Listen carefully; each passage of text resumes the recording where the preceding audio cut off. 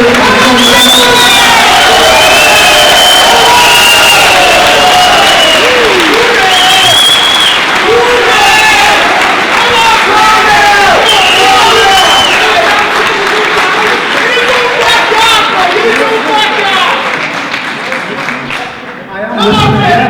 a shame you had this live in Cardiff and you lost finally. It's a big shame. Come on, Jack!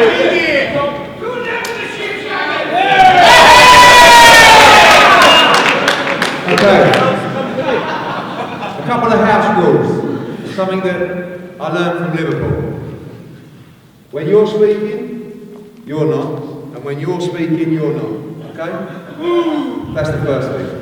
Less interrupting, more conversation. And also, when they're speaking, if we can have just a little bit of quiet, just a little bit, so everybody and the cameras and the media can pick up everything they say. There will be a chance after to pose a few questions, open floor questions, keep it nice and reasonably polite and clean to both fighters. We've got them here, it's a wonderful occasion. And to start off proceedings, again, I welcome to the microphone, Tony Bellew. Bellew! It's Bellew, big ass. Right, we're here, finally.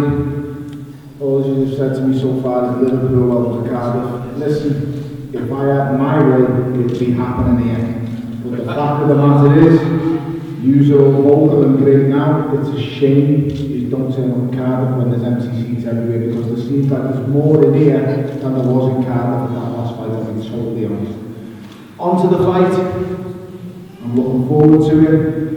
It's something I've wanted since the first fight was over. I stated that quite obviously and was honest about that. It was something that wasn't given to me at the time. It is now. It's happening now because basically this fella has nowhere else to go. And I'm the only fight in the division. It's as simple as that. That's why this fight's happening. No ifs, no buts, no lies. That's why it's happening. I don't know really too much else I can possibly say besides, like I say, I wish it was here. But come November the 22nd, I hope he's all welcome him back with open arms, because he's coming back a gallant knockout loser. It's as simple as that. You said that last time? I did say that last time. I did say that last time, but I was losing. I didn't a chance to speak. I did say that last time, but I was losing 3 stone, something you should look at doing right now.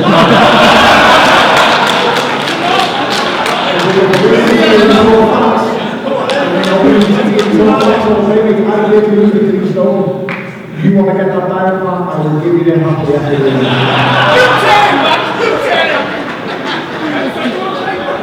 Thanks again. No, don't talk shit about you, because you never would have done the news.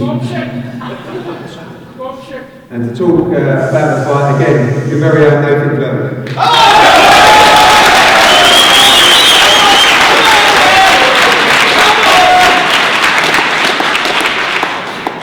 Firstly, guys, I just want to say a massive thank you for coming out today. I mean that, I really appreciate it. It's this idiot on my right hand side. You? Yeah, I'm talking about you.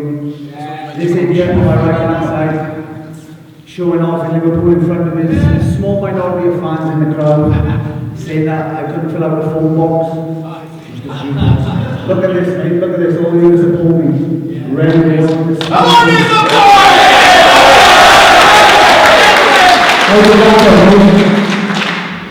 All the people standing for seconds.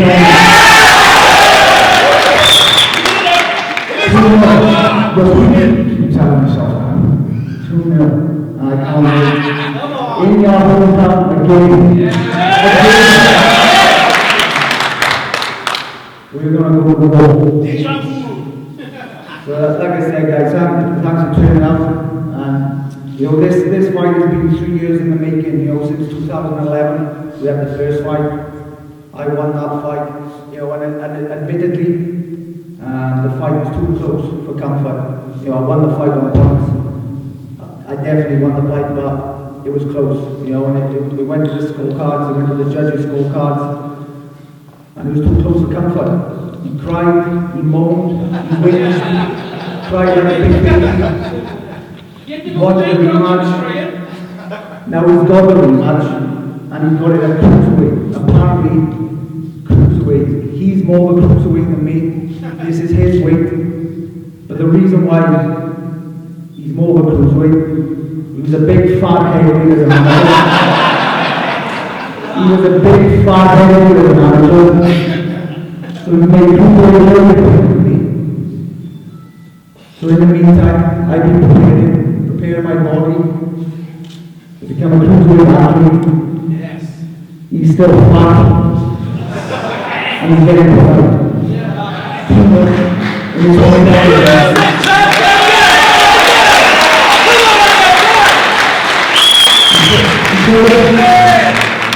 He's going to feel down the stairs. He's stand up the stairs.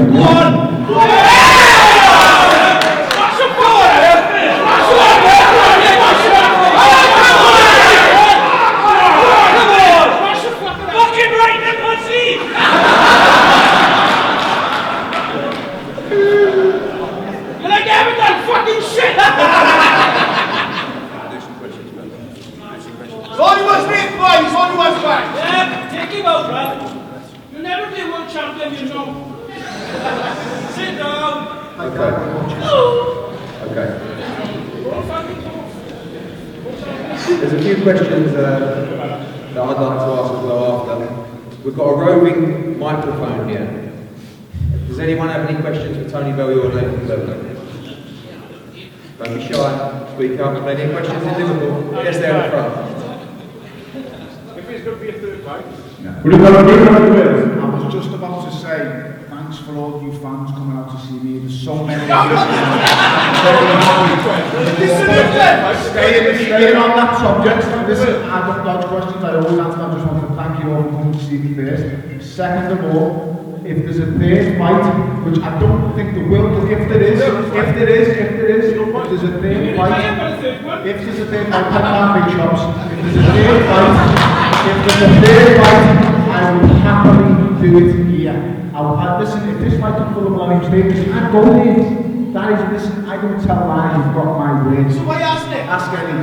Eddie, did I sign for Sheffield or did I not? This should have been on neutral ground, which I was happy with. Eddie, did I sign for Sheffield? I would say both fighters agreed to Sheffield. So there you go. That's not neutral, is it? It is not. It's not neutral. Shit. You value boys here.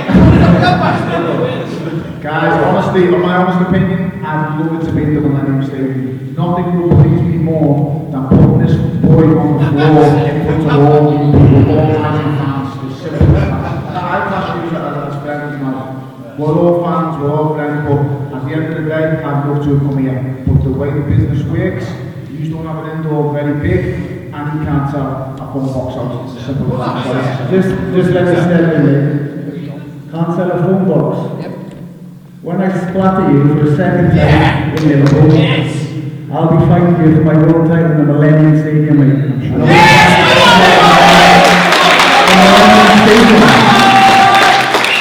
You'll be retired, I'll be in the stadium. Oh, here we go, we're just likening to the great Joe Calzaghe again. Mate, you can't fill that arena in Cardiff, never mind the Millennium Stadium. Let's just be honest and real.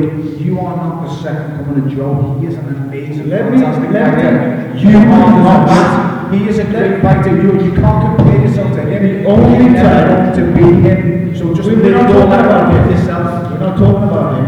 Well, we obviously are talking about Millennium Stadium. Only one guy's ever fought on there. The only time the Echo Arena is sold out was when I was in town. The first one, the world champion was in town.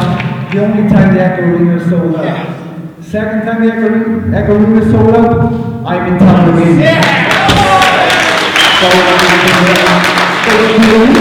The Echo Arena sells out when you come to town, that's what you're saying. So why doesn't the motor one sell out when you're there? Sold out twice. It hasn't. I was at the fight when you fought a super middleweight on your cruiserweight debut. I was there. I commentated the Sky. There was more. That was a combative.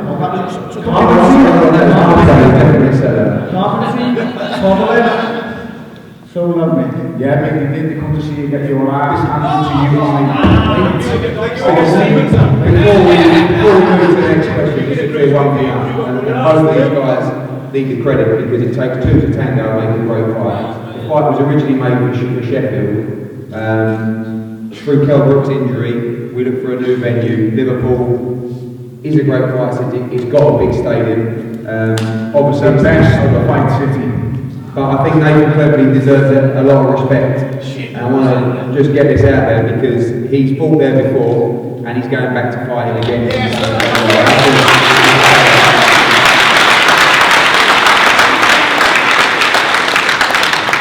I agree with that. I've made no qualm, but it's not my fault that I sold a shitload of tickets. It's not my fault.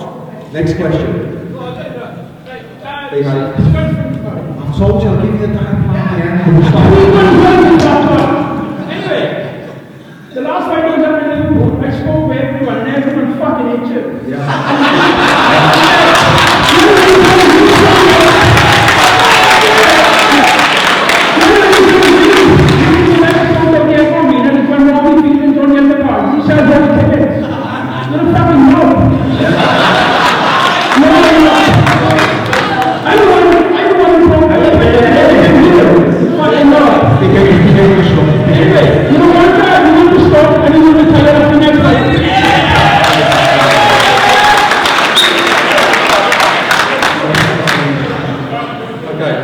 Any slightly more sensible questions? Did you understand that word he said?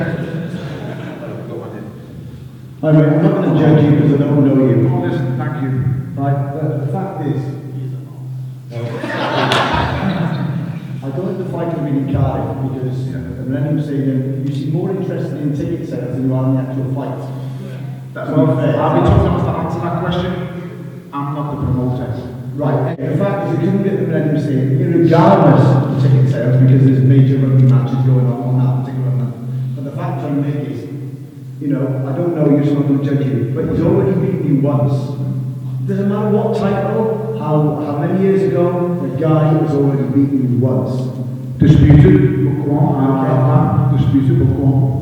Well, that's basically my point. So basically, so you put in... How are you going to win this fight if you've already beaten me So once? basically you're saying he's already beaten you once. Well, if he beat me and beat me clearly, no one would want to see a rematch. Yeah. But at the same time, you're saying, okay, he has on paper, he does have the victory. But what That's right, sorry, on paper, he's got the victory. No matter how he did it, knockout, he's beaten you once. Yeah. And that you can't change, I'm afraid. So how are you going to beat him this time? I think a big factor in this fight is obviously we both know, looking at me then and looking at me now, I'm two different fighters. It proves that by the last two performances I've had. I'd have to shed 3 stone off where I am right now if I was going to get back down to light heavyweight. 3 stones. So you can imagine what that was like. I was doing that for 5 years. Messing with your own body, and it's not good. Listen, if great, amazing fighters like Roy Jones can be destroyed by losing weight in the body, by fluctuating the weight up and down, then listen, I'm immortal compared to the likes of Roy Jones. It can happen to me. Messing with your body is not good, it's not clever. Like I say, looking at you, you look like a guy who's in decent shape. You try losing 2 stone and then try to fight. I'm just telling you, that's facts, I fall apart in the back end of fights when I was at light heavyweight. That's boxing. And that's the reasons for it, to be honest. Good question, well done. Sir, second row. Hello, yeah, to me, I was just saying, we're all talking about how Tony's settling down this week and how he seems to be adjusting well. How do you feel as a fighter now with this new weight? And do you think you're growing into the weight well and comfortably ready for such a big fight? Yeah, I said this in Liverpool. Basically, he mouthed off saying after the Adonis Steven fight, he got back in the ring straight away. I went missing for about 6 months. And true, I did go missing. But behind the scenes, I was preparing. I didn't go missing from the gym. I was in that gym preparing for the cruiserweight comeback. Bit by bit, I was in excellent condition. And that's why on fight night, I look healthy in the weight, I'm strong and sharp, because I've been preparing behind the scenes. Nobody's seen it. And that's why at cruiserweight more powerful, sharper, and that's why he looks fat. You know, he's got a pair of kids at cruiserweight. He dived straight into the ring after the Adonis and Stevenson fight, and like I said, he only had, you know, a few pies, a few cheeseburgers, and he was a cruiserweight. I done it properly. I'm an athlete with this weight. That's why he looks like that. Let me just get this straight. You went into a hole, went missing for 6 months, I beat there, and I don't know these places you went to, that's how I think prepared. But then forget about all that. Let's just get down to the facts. So I get in, what you're saying is a fat cruiserweight on my professional, my cruiserweight debut.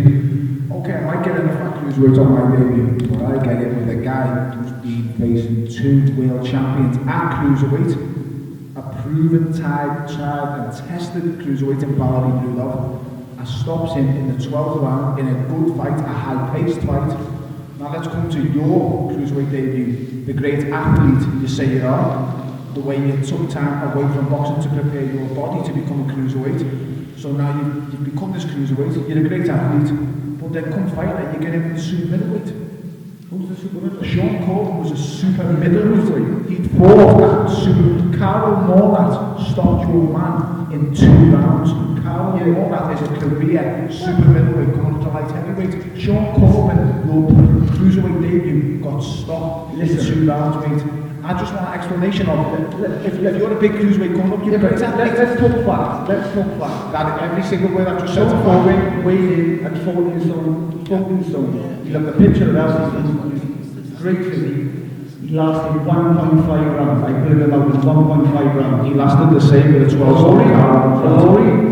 Barori. These opponents not great. They're not the highest ranking. I kept him standing until the 4th round. I could have thrown him out in 2 rounds. You kept him standing and came out with the 4th round guys yourself and a big messed up face. I grew up to them at all over the place. He weighed in 13 stone 10. He's not a true cruiserweight. Brudov is it? So if Brudov's not a cruiserweight, if Brudov's not a cruiserweight, is Brudov not a proven cruiserweight now? He's challenged for 2 world titles in the weight. Is Brudov not a proven cruiserweight? Mate, you could never ever discuss my opponents at cruiserweight. Let me just say, all this talk, all this history, all this background stats, it's irrelevant to me. I have got his number. Yes, he you is are. getting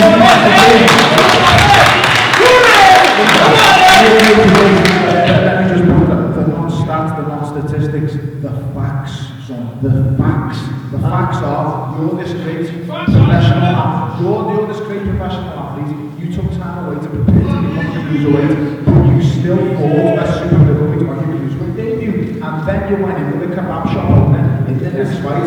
It was a joke. The lawyer looked like he'd just come out of the kebab shop and cleaned the place out. Let's state the biggest fact of all.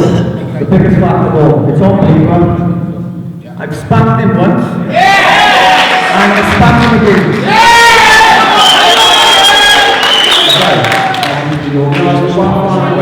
Any further questions from the crowd?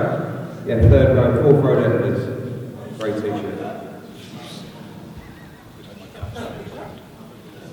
One question for you. It's fair to say that there's no time on that here. Fair to say that stocks may have gone down after losses in the last year. Why is this fight got such bigger appeal the first time around? Well, I think there's many reasons for that. The first time around, Nathan Cleverly was a world champion and Tony Bellew was, I think, 13, 14 and 0. Relatively small exposure, relatively small profile. Secondly, now we're in a situation where the first fight has been, it's proven, it was such a great fight. Thirdly, the rivalry over the last 3 years has grown and grown and grown. And so has both of their profiles and their stocks, quite right in what you said. Tony's stock has risen considerably. You know, he regularly fills most of the Echo Arena. Nathan Cleverly has been a world champion, been in big fights, and now he's back. We have a genuine rivalry. And I think something that also hasn't been discussed is actually, for those coming to the show on November the 22nd, and Nathan has an allocation, and Boxing Wales have an allocation as well, is the strength and depth of the card for British boxing. It's not just about Nathan Cleverly and Tony Bellew this show. it's about some of the best fighters we have in the UK. I'm talking about James DeGale in a huge fight on November the 22nd in preparation to fight Carl Froch in 2015. I'm talking about Scott Quigg defending his WBA Super Bantamweight title. I'm talking about Jamie McDonald defending his World Bantamweight title. I'm talking about possibly the most exciting heavyweight I've ever seen in Anthony Joshua fighting a British title eliminator against Michael Sprott. Stephen Smith, Callum Smith fighting the WBC number 12 and eliminated for the WBC title, and 3 or 4 more big name, big fights to come. So, whilst this is a wonderful fight and a huge fight for British boxing, there's a huge card on show as well, and I'm proud to put that on, and I'm proud that these two are topping the bill, because I think these two are two very big stars in British boxing, and ultimately this is day one. We've got 7 weeks till fight night, and what you'll see is a fantastic build-up between, sometimes you see it, two very intelligent men, two quality fighters, and a genuine rivalry. And when these two walk into the ring, I can't wait. Thinking about it now makes the hairs on the back of my neck stand up. So we've sold 7,500 tickets as we stand. We've got about 1,000 to go. It'll be sold out tonight or in the morning. 10,000 tickets. If that doesn't show you the demand for the fight, I don't know what does. Well, again, Tony's a big man on facts. When Frank Warren announced this fight, the first time around, it was on Sky Box Office. It fell through. Nathan cleverly fought Kuziemski, still on Sky Sports Box Office. Then the fight got made again, and it was on Box Nation, which is a subscription channel, which you have to pay for. It is impossible for me to put on this fight and the strength and depth of the card that will be on show on November the 22nd without pay-per-view. And you know what? If you don't want to watch it, you haven't got to buy it. In an ideal world, everybody could watch it. But what we'll deliver is a fantastic main event and a wonderful card. And trust me, this will be a great, great fight for British boxing.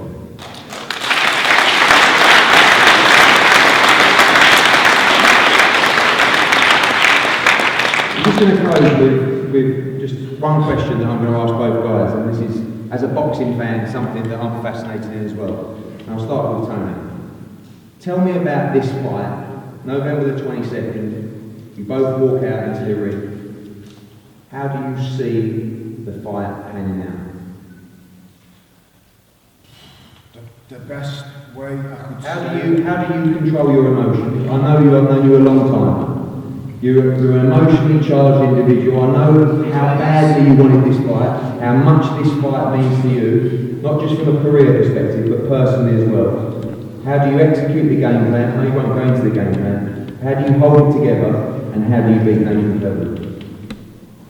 There's many different scenarios I can paint a picture and do different things. One thing I can sit here and say is I've shown many different sides to the way I can box. I can use a jab in boxing within a range, I can fight up close, I can bang with you, and I can slug. It's as simple as that. What I will say is, he's shown one way to win a fight. It's hands up and walk forward. While that's great for everybody to watch, that doesn't win all fights. The more versatile, diverse boxer will win the fight. I don't know if he's going to take what I've got for 12 rounds. I don't anticipate him taking it. But let's just say he does. It's going to be a long, painful night. It's as simple as that. Like I said before, I ain't using 3 stone no more, and his ass is going to end up on the floor and finished. It's as simple as that. Nathan, you've won the fight before. Obviously, rematches, strategy comes into it. You've shared a ring. You've done 12 rounds with Tony before. Now switch it round. You're walking out. You'll have your support there. But you know it's going to be a hostile atmosphere, you've experienced it before. How do you hold it together, and how do you see the fight playing out? What I see is, I was 24 years of age, going to Liverpool, defending my world title in a hostile environment in Liverpool in the first fight. I held my nerve. I responded under pressure. 7 weeks notice for the fight, and I won the fight. This fight, I've been preparing for this fight long and hard. My training camp has been long. I started weeks and weeks ago preparation for this fight. I'm going to be in ridiculous shape come fight night, ready for this fight. One thing for sure, you know, a cruiserweight and history and record say he hits harder than me, and that's no doubt. He does hit harder than me, you know. For sure, he's got that power. But it's a known fact. Speed kills. Speed kills. And I've got that over Tony Bellew.